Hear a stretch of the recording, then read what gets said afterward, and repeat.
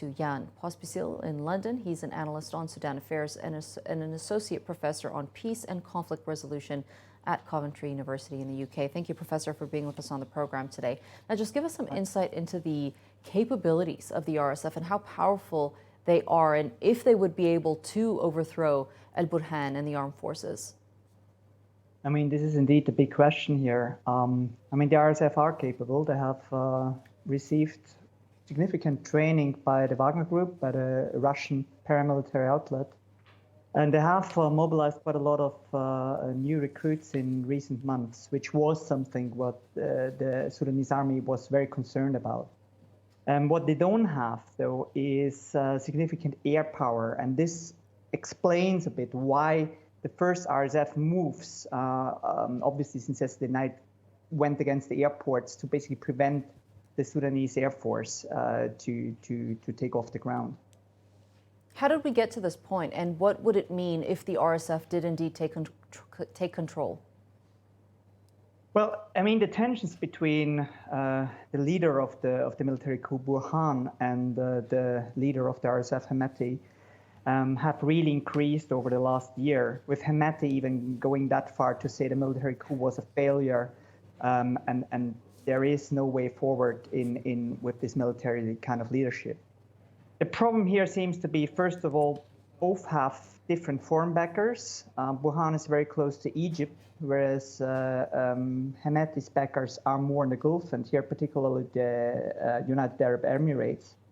And then there are credible rumors that the Islamist parts within the military, who are very close to the former regime of Omar al-Bashir, have become stronger and stronger. So Burhan, the military leader, seems to be under considerable pressure from elements close to the former regime to kind of sharpen his position. And I think this is at the root of these tensions that have escalated now.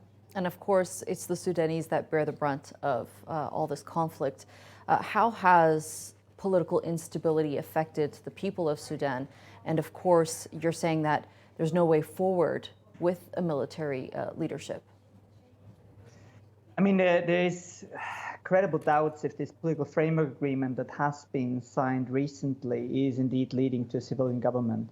And I think that the real tragedy is that the Sudanese people are fighting against this authoritarian dictatorship for years now, with all the successes they had, and then this military coup came and made all their hopes basically go bust. This resistance is continuing, but this is all now overshadowed by these clashes between the probably two most capable security forces, which basically leaves everybody at a very difficult spot at the moment. So at the moment, it is a conundrum how to move forward.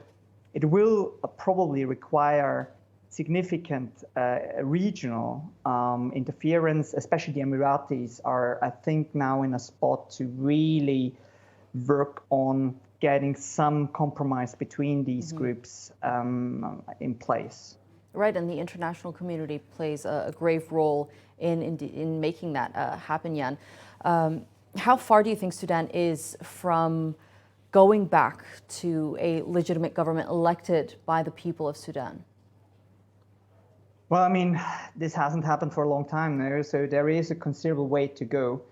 And there were doubts with the political framework agreement because also the buy-in at the civilian side was not too big. So what probably has to happen is a multiplicity of processes that includes most of the groups, also the two holdout groups who are basically not yet part of any of these agreements, the SPLM North and the SLM under Abdul Wahid.